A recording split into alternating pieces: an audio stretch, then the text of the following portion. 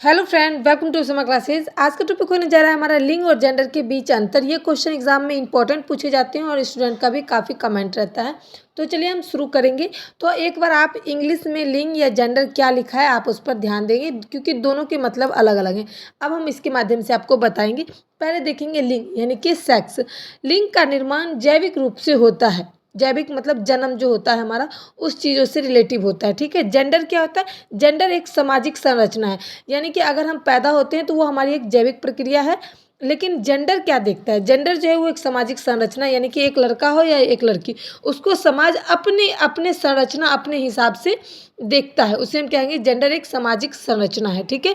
दूसरा देखेंगे जैविक अंतर में शारीरिक विशेषताएं जिसके साथ हम पैदा होते हैं। जैसे कि मैंने अभी आपको बताया कि हमारे अंदर ऐसी जैविक शक्तियां हैं हमारे शरीर में जिसके कारण से हम पैदा होते हैं। ठीक है। जिसके कारण से हमारा जन्म होता है। ठीक है। लेकिन जेंडर क्या है? यह विशेषताएं समाज द्वारा निर्धारित की जाती है। ठीक है। जेंडर जो है वो समाज द्वारा निर्धारित की जाती है। जैसे कि ये लड़का है, ये लड़की है, ये लड़की को लड़की के तरीके से जैसे खाती है, जाती है, आती है, ऐसे बोलेंगे। लड़का को क्या बोलेंगे? खाता है, आता है, जाता है। तो ये इस तरीके से संबोधित करता है हमारा कौन सा समाज, यानी कि जेंडर।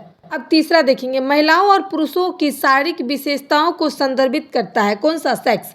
यानी कि जो लिंग है वो महिलाओं की लिंग होती है और पुरुषों का भी अपना एक शारीरिक जो विशेषताएं हैं, जो कि मेन पार्ट, प्राइवेट पार्ट जिसको बोलते हैं, वो एक विशेषताएं के संदर्भ में आता है। ठीक है। और जेंडर में क्या होता है? यह महिलाएं और पुरुष की सामाजिक सांस्कृतिक विशेषताओं को संदर्भित करता है। जैसे कि महिला सांस्कृतिक है, घर की पर्दा प्रथा, ये सारी चीज़ें को फॉलो करे। और जेंट्स जो है वो घर परिवार संभाले, चलाए, निर्णय ले, ये सारी चीज़ें जो है वो जेंडर यानी कि सोशलाइजेशन के अंतर्गत आता है। यानी कि सोशल जो है हमारा सामाजिक जो है उसके अंतर्गत ये सारी चीज़ें आती है। आप देखेंगे सेक्स यानी कि लिंग। महिला और पुरुष के जैविक अंतर गुण सूत्र यानी कि एक्स एक्स महिला में पाई जाती है और पुरुष में वाई एक्स। अगर एक्स एक्स का निर्माण होता है दोनों में तो एक लड़की का जन्म होता है। अगर एक्स और वाई में से वाई का अगर जाता है तो उसमें लड़का का निर्माण होता है। तो ये परिलक्षित होते हैं लिंग के। ठीक है। अब देखेंगे जेंडर में क्या होता है कि इनमें कपड़े, व्यवहार, सामाजिक भूमिका, स्थिति, पहचान की जिम्मेदारी शामिल होती है। मैंने अभी आपको बताया कि लड़कियां जो है वो ड्रेस पहनेगी, लड़का जो है वो शर्ट पैंट पहनेगा, कोट पैंट पहनेगा। ये सारी कपड़े में देखा जाता है। व्यवहार, लड़की की कैसे व्यवहार होनी चाहिए, लड़का का कैसा व्यवहार होना चाहिए। जैसे लड़की कोमल है, लड़का थोड़ा प्रभावशाली है। तो इस तरीके से जो है जेंडर जो है वो एक महिला और एक पुरुष को देखता है, सामाजिक तौर से संरचित करता है। और समाज महिला और पुरुष की एक अपनी जिम्मेदारी को शामिल करता है, एक अपना अलग सा पहचान देता है कि ये लड़का है और ये लड़की है। अब है इसमें सांस्कृतिक, समाज और समय के अनुसार कोई परिवर्तन नहीं आता। यानी कि जो लिंग है, लिंग में हमारी संस्कृति के हिसाब से कोई परिवर्तन नहीं किया जा सकता है, समाज के अनुसार से भी कोई परिवर्तन नहीं, समय के अनुसार से भी हमारी जो प्राइवेट चीज़ है उनमें कोई भी अंतर नहीं आता है। लेकिन जेंडर में क्या होता है? आता है। इसमें सांस्कृतिक, समाज और समय के अनुसार परिवर्तित होता रहता है। आज हमारी संस्कृति ये है, आज हमारा परंपरा ये है, तो कल कुछ और हो जाएगा। आज का समय कुछ और है, आगे जो आएगा समय वो कुछ और हो जाएगा। यानी कि परिवर्तन जो है आता है, लेकिन हमारे लिंग में ऐसा परिवर्तन नहीं होता है। ठीक है।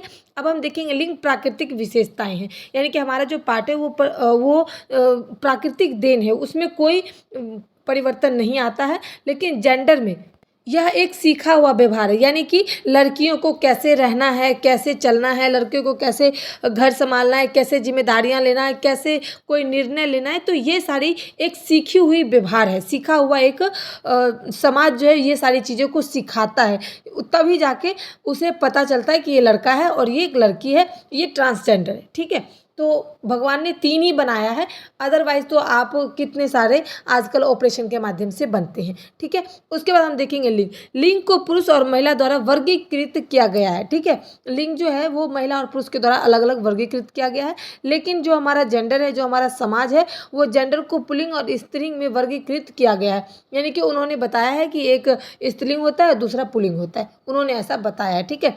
उसके बाद देखेंगे लिंग का निर्धारण प्रकृति द्वारा होता है। सही बात। अगर हमारा जो जन्म है वो किसी को नहीं पता होता है कि हमारा पेट में या हमारे कोई भी चीज़ में क्या आने वाला है, लड़का या लड़की।